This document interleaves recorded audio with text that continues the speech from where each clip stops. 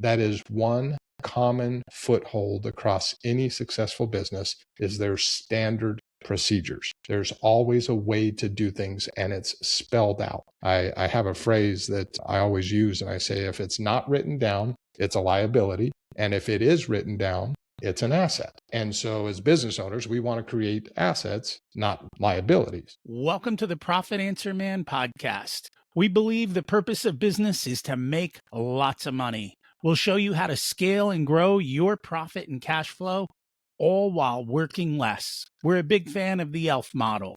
Easy, lucrative, and fun. If you're the backbone of America, you deserve to be well rewarded for that. Listen in to see how other business owners are doing it and how to maximize your profit and cash flow.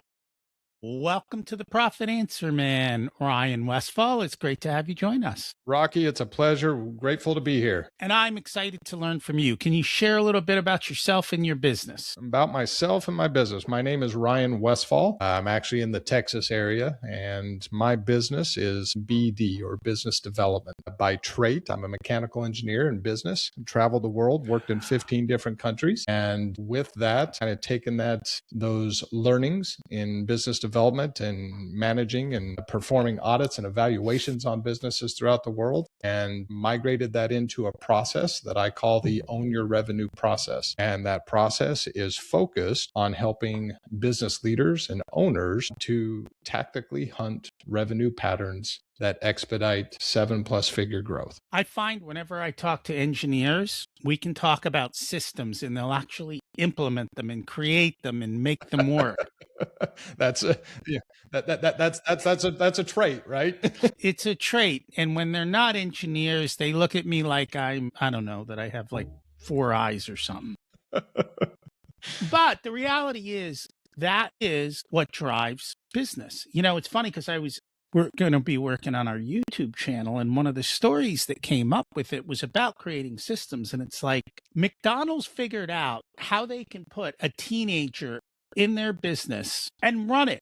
And they can even have teenagers manage a $500,000, $1 million, $2 million operation. And it's like, why is that they can do that and we can't? And it's because they've taken the time and the effort and the work to build out phenomenal systems. And that's what we need to do. Build systems, keep tweaking them until they run well, and then you can plug anybody you want into the system, and you'll know within a day, either you can run the system or you can't. You can't buy next. Yeah. I love that example because I've actually used that many times. There was one point in time where I worked in DoD, Department of Defense, at Raytheon Missile Systems, and it's a necessary requirement, right? When you're building, when you're designing, when you're testing, everything has a procedure. Step A, step B, step C, because if one chance you're gone, the next person can step in, they can pick up, things can be done with repetitiveness, right? Because being able to repeat things, that's the definition of scaling in essence. And McDonald's did exactly that. You're 100%. How do you make the Big Mac? Well, you've got this, you've got this, you've got this, you've got this, and it's the same everywhere you go. So you're 100% spot on. Agreed. So you said you worked in 15 countries. You've worked around the world, seeing different businesses. From an engineering mindset, what did you find? Part of what I found is often there's a couple of things. One of the things that comes to mind is the aspect of accountability, right? In businesses, and this is irrespective of the culture that I was in, irrespective of the language barriers or the different pieces that existed, whether I was working with a night crew, whether I was working with a day crew. Some of my audits would be 4 days long, some of it would be 4 weeks long, just depended. But almost everywhere I went, when there was the greater the amount of chaos, the greater the amount of or lack of accountability amongst its people, amongst the leadership, as well as the people that are working, your standard laborers, your people on the floor, the employees, the team members. I would often see on a regular basis that there was very minimal accountability for the problem being solved by that individual, by their role, by their task, whatever the case is. There just lacked the ability to hold accountable that person to any result, to any end result. And in your case, as you've very well pointed out, the profit, right? The profit of a business. So that would be one that comes to mind at the moment. Let's define accountability. What does that actually mean in practical terms in these companies? Like, what is it that was different that made that the case? Accountability, I think, is probably the biggest driver to culture within a business. And when you ask what is accountability, most of the time I get the feeling, and this is from experience, that when people talk about accountability, it has a negative connotation about it, right? People think, oh, it's accountability. This person's going to make me do this, going to make me do this, going to make me do that. There's a certain element of accountability that people just naturally shy away from because of its negative feeling. And to the opposite, if we look at true accountability, accountability is just a form of engagement. Whether or not somebody's actually engaging in a practice, whether or not they're actually mentally disciplined to engage in the activity that they're doing, to use their cognitive ability to improve whatever task it is that they're working on, so that they look at it and say, hey, there's a better way to do this. Maybe if I did it with my left instead of my right, I can speed up this. I can, whatever the case is, when they engage in it, that's when I find true self-accountability. Right. And actually people, like I said, it's the number one driver for culture in my mind, for companies to actually succeed. When you have that accountability, self-accountability, when it's understood truly, and it's, maybe the word is, it's enhanced, it's motivated, it's promoted by the individuals, by the leadership, that engagement, that's when accountability has the ability to actually start having a positive effect on any business. So in the back of my mind, my thought is, how do I, as the business owner, get these people to do what I say and be accountable without me having to walk around and whip everybody like I do every day? That is, here, when I started this venture, this is my 9th business, a venture that I've been a part of. And when I started this, it started with the idea that I'm going to write a book. And you've already written books. You're already well versed with that. This is my first, so I have not got that experience yet. But as I set out here in 2024, I said, hey, I'm going to write a book. And then you start putting together, hey, what am I going to write about? Chapter 1, chapter 2, whatever it is that you're going to write about.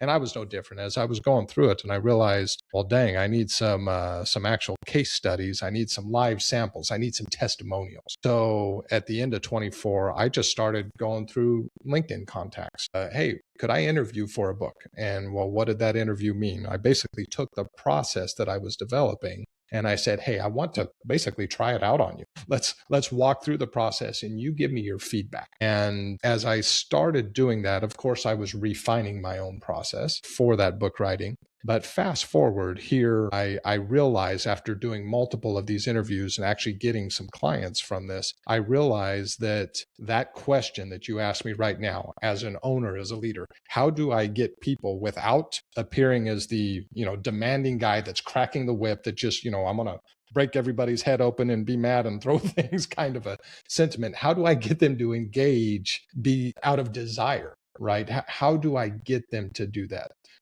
Pull instead of push. And I recognized real quickly that this accountability piece is something that's just lacking in across many spectrums. So what did I do, as any entrepreneur does? I popped up and I said, well, I'm going to develop an app. And so, as you and I were talking here before this meeting, that's exactly what I did. I developed an Own Your Revenue, that's the name of my process, Own Your Revenue app, that actually takes into account the ability to engage individuals, to bring them to the table, to ask very probing questions throughout a process, through a system that brings, I'm truly convinced that every employee, of team member of any company, they've got gold nuggets in their mind. Right. That, they know, it might be deeper buried than some others, but they've got something somewhere, and trying to find it. That's part of the chore, right? As an owner, as a leader, is trying to say, hey, how do I get the gold nuggets from Billy, and how do I get them from Susan, and how do I get them from Doug, and then bring them all together? That's the challenge of an owner, of a leader, is to go get those things, like you said, without cracking the whip. How do I bring them cognitively to the table, to bring their nuggets of wisdom, to bring their ideas, so that they engage and can be held accountable to it? So that's exactly why I developed this app, is for that purpose, to be able to bring these individuals to the table, to be able to get their ideas, to be able to quantify their ideas, and at the same time, be able to create a method so that they participate in solving for those ideas, right? And so that engagement, bringing people to the table to engage. You talked about procedures. That's the same thing, whether I was at Department of Defense or whether we're at McDonald's. That is one common foothold across any successful business, is their standard procedures. There's always a way to do things, and it's spelled out. I have a phrase that I always use, and I say, if it's not written down, it's a liability. And if it is written down, it's an asset.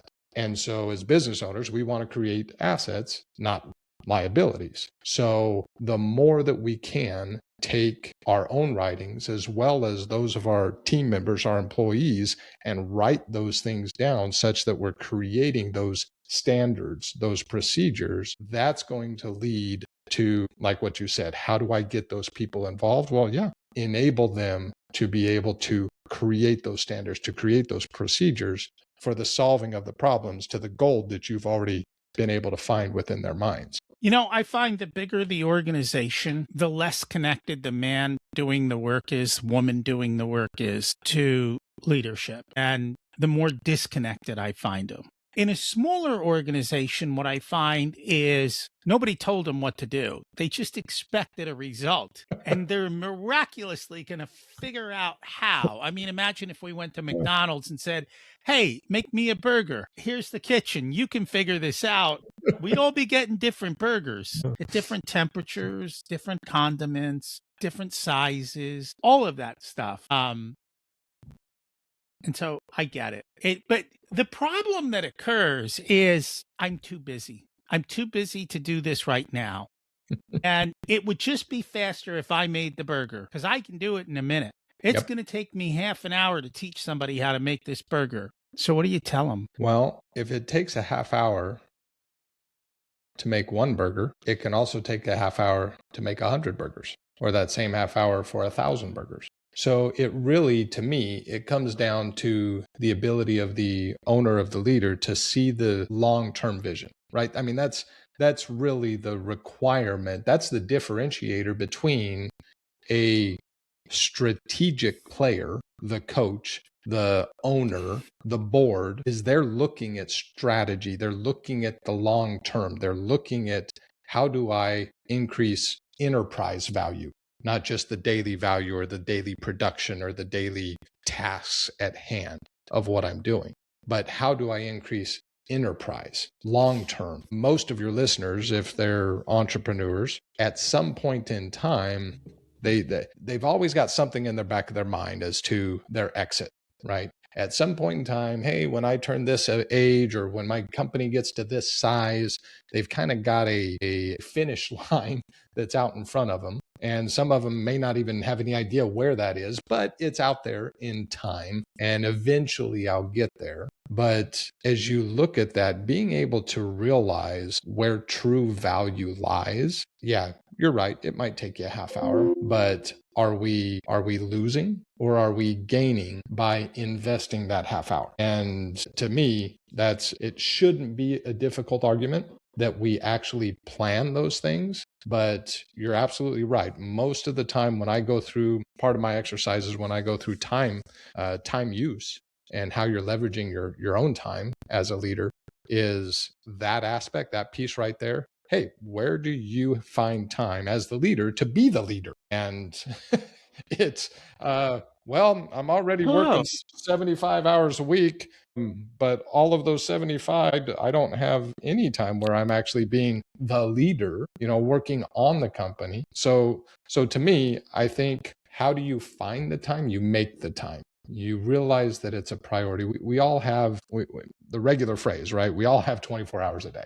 It's just how you choose to leverage that, how you choose to put what is most important right now in front of you. You know, what is actually going to move the needle? If I spend a whole day with an employee so that I don't have to spend time doing the actual task the rest of this week, the rest of the month, the rest of the year, how much did that just earn me, right? To me, that's a day well spent. And if it's planned, then even more so, right? So that would be my short answer. And they're supposed to be leaders, not doers. All right. So that makes a lot of sense. And my 2 cents on this is, if you're going to train one person, make it into a system. What I mean by that is, if you're showing somebody how to do something, screen record it, video it, record it, audio, and have AI build you a process for it. And that is literally how this stuff is done. We've got so many tools today that will do all of this for you and help you, that it just blows my mind more people don't do it. I use Claude. Claude sits on the back of my phone, or I can carry it around, and it will record everything I say. There's tons of other ones like it. But if you're sitting there and explaining it, that's perfect for catching verbal. Your phone is a perfect video camera. You don't need a studio, right? A screen recorder. If you're doing stuff on a computer, just grab all the pieces and then throw it into AI and say, organize my mess and turn it into a training. Here's the second half of this. Give all of that to the person you just trained and said, follow this. And if it doesn't work, fix the damn system and update it and make my videos look better.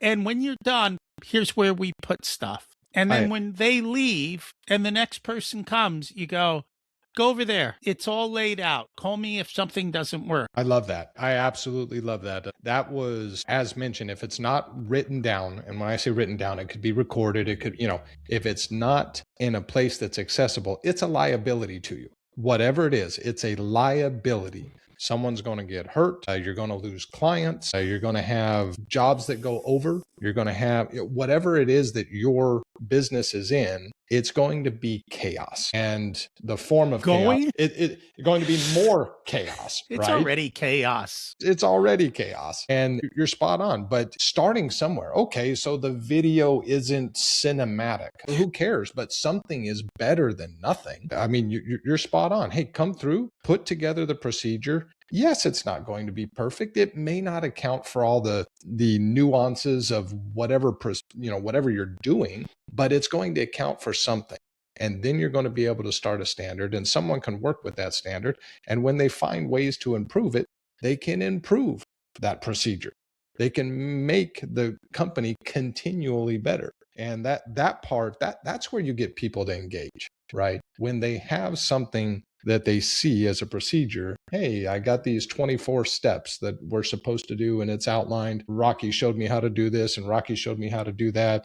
Well, guess what? Step 14 is just kind of oddball. I don't think it's needed. We're using a different tool now. Maybe it needs to be, 3 steps within that one now because we're using something. Oh, great. Then change it, update it. And you hit the nail on the head, because you're empowering the individual to make those improvements, right? Improvements to a procedure is an improvement to the business, which is an improvement to the company's profit every single time. And that is a pattern. That system of continually improving on those patterns, on your procedures, that's gold in recovering more profits and reducing the chaos in any business. It also makes the business more sellable with a higher multiple, because you can hand somebody our process. And for those of you crazy enough to think you're going to franchise, you already have your franchise manual now, because you have a process and a system to sell. Or you could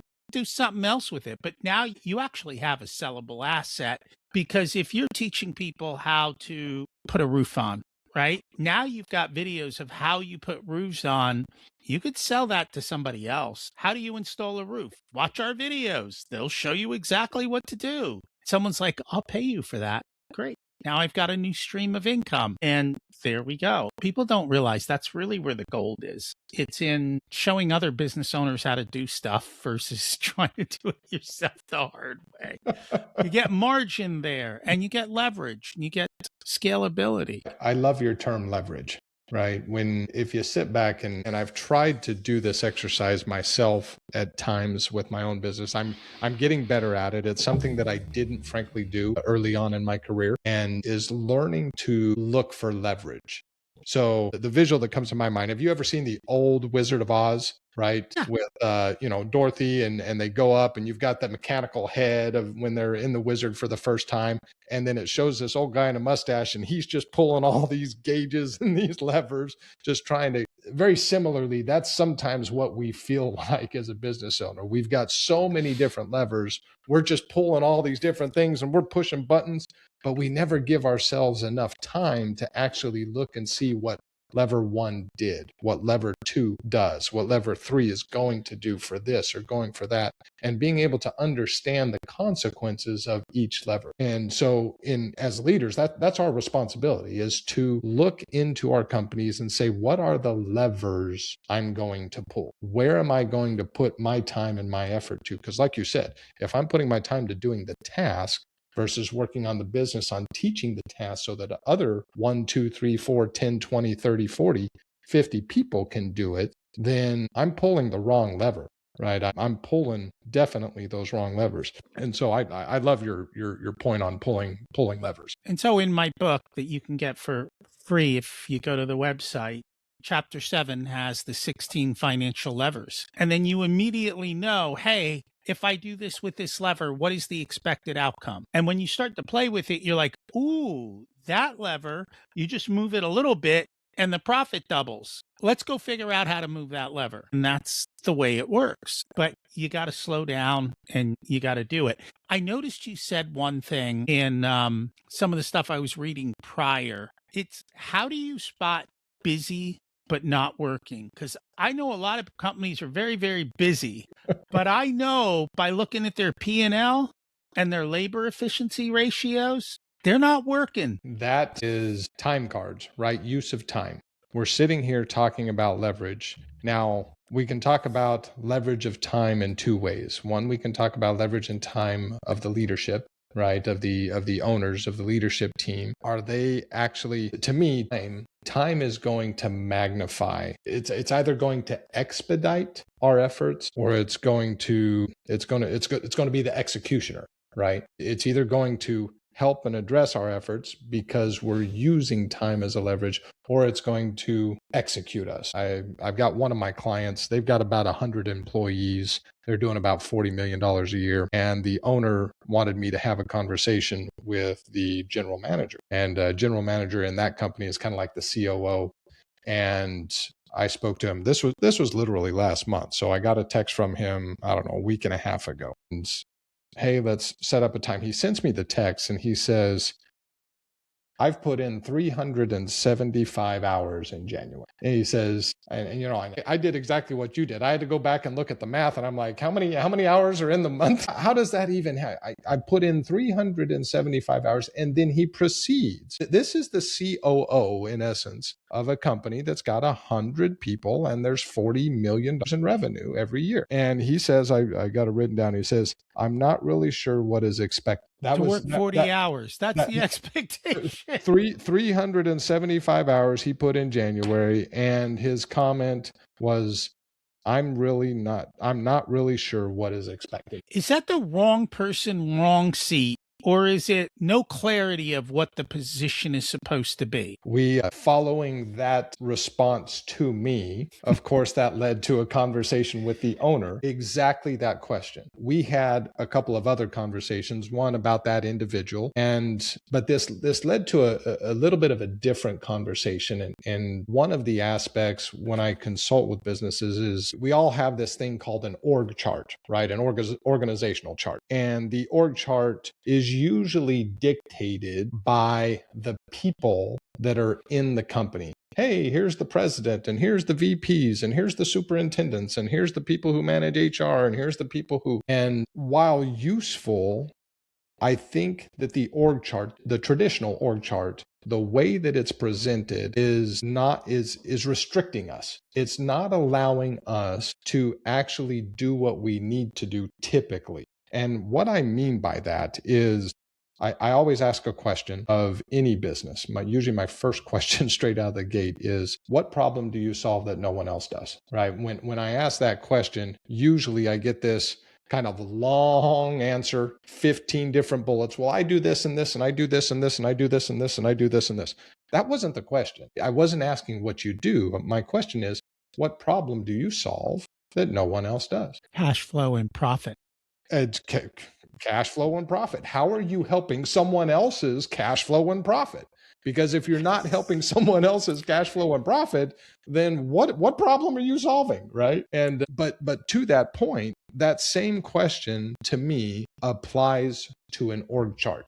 The instruction that I gave to this president here of this $40 million company was, I want you to go back and recreate your org chart, but don't use names. Don't use positions and titles. I simply want you to use what problems are being solved, right? You need to solve this problem. Boom. This is the problem being solved. Okay. What's another problem that needs to be solved? Of course, these are internal things, right? A problem that needs to be solved. Hey, we need to be able to invoice our clients on a regular basis, blah, blah, blah. Okay. That's the problem. I've got to do invoicing, right? Another problem. And you just go through the company. What are the problems that you have to solve? And then once you've got that written out, once you've got that clear in your own mind, you can go back and say, okay, well, this problem requires 2 people, 4 people, 10 people, 1 person.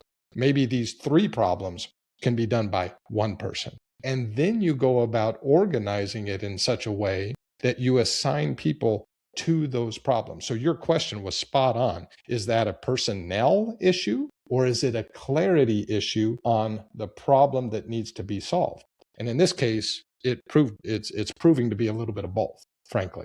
So the personnel as well as the problem being solved is, does that person have the skill set to actually solve the problem, or do we need to make a little bit of an adjustment change? Right. And so absolutely, we're going through that with that client. But to answer your question for anybody else that's listening is 100%. We've got to be able to see things. That's our job as owners and leaders, is to be able to see things for the reasons that they're supposed to exist. And in this case, what problem is being solved? In the world of EOS traction, does the person have the ability, the capacity, and the desire to do the job? And if they're missing any one of those 3, you got the wrong person in the job. And I think too often as small business owners, we promote people beyond their capability. We just did an episode last week, Who's Your Mike? And Who's Your Mike is, as you know, in small business, it's the spouse's family member and your college buddy and the one that needs the favor. Yeah, somebody needed a favor, and the next thing you know, you've got all these people who aren't doing the greatest job dragging your company down. You wonder, and you just got to make the call at that point. I think, when it really becomes clear as day is when you go to sell and you're like, wow, I've been having this guy on my payroll at $60,000. I get a 4X multiple. And because I had him on my payroll and did a favor, it just cost me $240,000 on the sell because he didn't provide any value to the company. And that's with just a 4X multiple. You get a better multiple. Yeah, that's something to cry over. Get them off the books. Pay them out of your pocket. I don't know what to tell you. But that's not the way to do it. Nice little severance package will go a long way, right? Exactly. And that's what it is. So let's kind of take a step back. I mean, a big part of what you do is helping people find the patterns to own their revenue. So just take a moment and explain that at least. A moment to explain that. As I traveled, one of my responsibilities and where I kind of really started developing this skill set is after I did my engineering work, I migrated to the world of business development and created my first company wherein I was responsible for the international business development of an international organization that worked in training and developing companies and their workers in the industrial sector.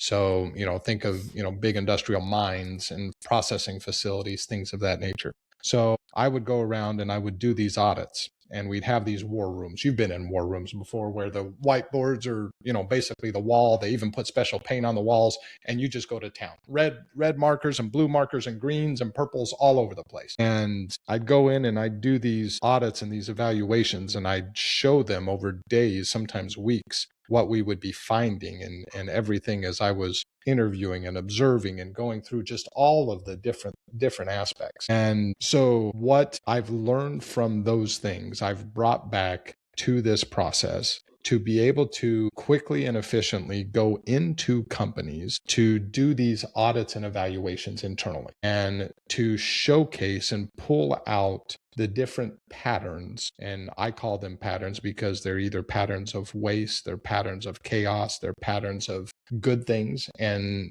future opportunities that exist. Patterns exist all over the place and in all different segments of your business. They can exist on the HR, they can exist on the production line, they can exist in the leadership roles, on your labor employees on the floor, wherever it is.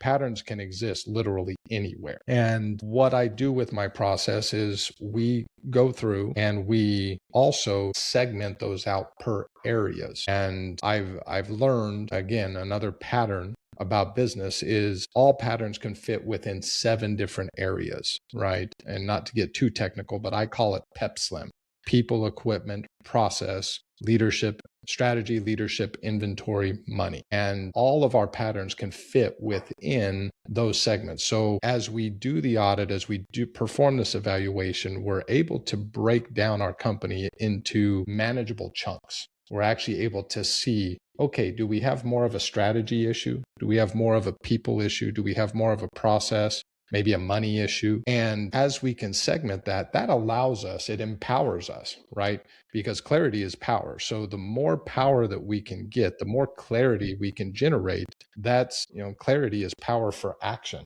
So it permits us the ability to take action on those patterns, to actually turn a chaotic situation within our people, within our leadership, within our money or process, and turn that into something where we're actually going to realize change. We're going to realize a profit instead of continually turning that negative.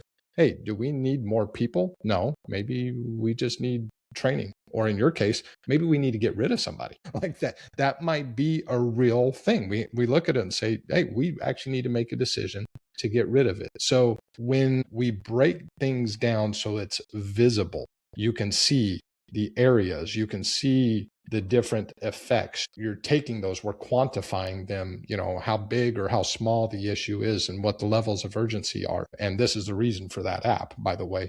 But as we go through and as we do this, and we can now see it, it's right in front of us, it's tangible, it actually means something to us. And it empowers us to make decisions, to take action, to get rid of Billy because Billy's a boat anchor, or to promote, Johnny because Johnny's got some freaking good ideas and we need to use that, we need to change some things. And so it reveals those patterns and those peoples and those steps forward. And when we do that, we're realizing literally additional profits. We're not changing anything. We're not, unless what we found dictates that we change and add more people or something to that effect. But usually it's doing it with the same team that you already have. We're just refining your systems. We're refining your process. We're filling in the voids that exist to remove the chaos. And when we do that, every single time we've done this, it's always a positive result to the tune of 7 figures or more within a year for every company I've ever worked with so far. And I agree with you. What really kind of pops into my head is most business owners are great at what they do, but what they do is not run a business. They deliver what their clients need. And there's nothing wrong with that.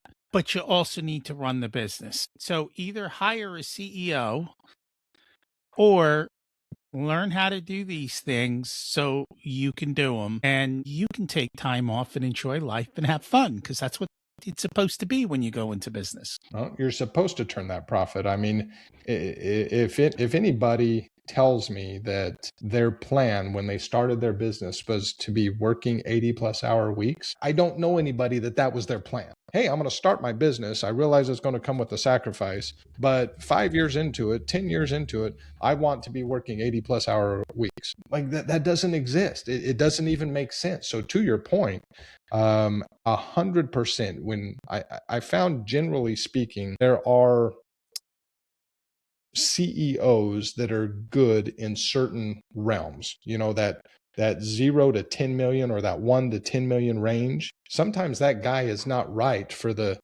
10 to 30, 40, 50. And the guy that's perfectly, not perfectly, but sits very well in the 10 to 40, he's not right for the 40 to 100. There's different level people that have different skill sets. And so to your listeners, if you're a company, if you're an owner that you're sitting there and saying, well, I'm not sure that I'm that guy. Okay, great. That you have now crossed the line. You've crossed the threshold that most owners don't ever get to, right?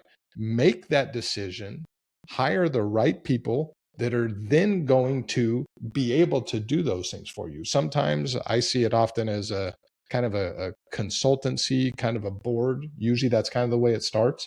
A CEO says, hey, I want to get there, but I've never really done it. I'm not sure. I haven't been a part of that. I need a little bit of help. And he hires somebody with help. And then they get things in order. Like you said, get your house in order. And as you're starting to do that, you're realizing, hey, we're going to need this problem solved. If we look at our org chart and we're identifying it by problems that need to be solved, there's this void here. Okay, let's look now for that, and let's go find that person that's going to fill that void. Most of the time, he doesn't already exist within the company. He's going to have to come from somewhere else. And so, but those are, again, if you're going through your process and your strategy, then those are things that are going to come to light so that you can then, hey, let's take that action and move towards that, moving that needle in that aspect. Very much so. I think we might have overwhelmed them at this point. If they'd like to learn more about the app, what you do, find you, how do they do that? Yep, just it's right there on my website, 537bd.com. So there's a link right there to the app, to the website, to information about me. Also, directly my LinkedIn profile. Rion, Rion. So it is spelled different, like lion. Westfall. I'm on LinkedIn, and so I can be found in any of those places. Cool. And we will put that in the show notes. Thank you so much for joining us. Absolutely, Rocky. I appreciate it, brother. Thanks for listening to this unedited video of the Profit Answer Man podcast. If you'd like to catch the full episode and learn more about what we do, check us out at profitcomesfirst.com. We also go through the Profit First book in each and every chapter in the beginning episodes of the podcast, so check those out as well. Thanks for listening, and here's to you having a more profitable and growing business.